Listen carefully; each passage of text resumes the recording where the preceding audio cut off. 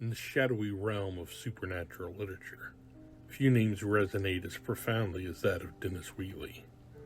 Born in 1897 to an affluent family in a quaint corner of the English countryside, Wheatley would grow to master the art of weaving tales that danced along the precipice of the arcane and the forbidden. An Oxford man with a penchant for adventure, Wheatley embarked on a career in publishing, but it was his fascination with the occult that would thrust him into the limelight of literary fame. As the clouds of World War II gathered, his narratives turned darker, tapping into the fears and anxieties of a generation. With works like The Satanist and To the Devil a Daughter, Wheatley became the bard of the bizarre, deftly melding suspense with the sinister, and his protagonists, often amateur sleuths or flawed heroes, grappled with forces beyond their understanding. His legacy is cemented not only in the pages of his novels, but also in his real-life connections to esoteric societies and his fervent belief in the supernatural. Wheatley was more than just a purveyor of horror. He was a conjurer of atmosphere, whose stories linger in the imagination long after the final page is turned. A man who saw the world through a prism of dark enchantment, Dennis Wheatley remains an indelible figure, an architect of occult intrigue whose influence echoes through the annals of modern mystery and horror. In the hidden corners of the occult, where the unexplainable intertwines with the mundane, the paths of two remarkable figures crossed. Dennis Wheatley, the masterful storyteller of supernatural fiction, and Aleister Crowley, the notorious dark prophet of modern mysticism. Their connection is steeped in intrigue and a mutual fascination for the arcane. Wheatley's literary career burgeoned within the tumultuous era following the Great War. As he crafted his narrative steeped in diabolism and danger, his interest in the occult led him to explore the venerated writings of Crowley, the founder of Thelema and self-proclaimed Great Beast. Crowley had captured the imagination of many, offering a view of the world that transcended the ordinary, a world where magic and will converged. Wheatley refers to his meetings with Crowley in his introduction to the Dennis Wheatley Library, the occult edition of Moonchild. They were introduced, on Wheatley's request, by a mutual friend, a prominent and controversial Labor MP at the time, Tom Dryburgh.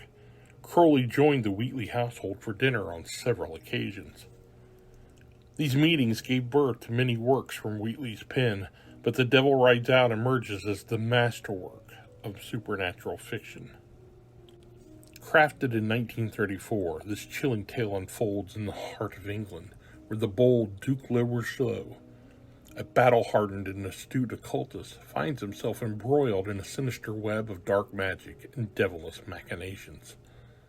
Wheatley's narrative is ignited when the Duke's long-lost friend, the impressionable Simon Arryn, becomes ensnared by the malevolent cult of the Aleister Crowley-inspired character, Mokada. Under the pretense of enlightenment, Mokada lures Simon into a world where the occult dances tantalizingly close to reality, leading to a descent into the abyss where even the souls of the damned beckon. Armed with arcane knowledge and unwavering resolve, the Duke, alongside his steadfast allies, confronts otherworldly horrors and navigates the treacherous labyrinth of dark rituals. Wheatley's deft prose weaves a tapestry of tension, infused with historical references and rich characterizations, creating an atmosphere thick with foreboding. Wheatley captures the struggle between light and dark with an expert hand, inviting readers to lose themselves in a tale that challenges the bounds of reason. The memorable set pieces, a ceremonial gathering, astral projections, and a confrontation with the Prince of Darkness himself, are sure to thrill fans of the supernatural. As both a thrilling story and a commentary on the nature of evil, The Devil Rides Out transcends mere genre fiction. It unveils the hidden recesses of the human spirit and the eternal battle against the sinister forces that lurk just beyond the veil of perception. In my estimation, Wheatley's work is not merely a novel, It is a conduit into the dark realms of the unknown, an invitation for the bold to confront their own fears, just as the Duke and his companions do.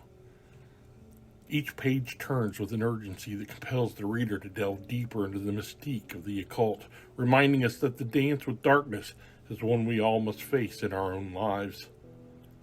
For those willing to tread the razor's edge of imagination and fear, The Devil Rides Out is a must-read, echoing long after the final chapter, whispering truths that resonate in the shadowy corners of our minds.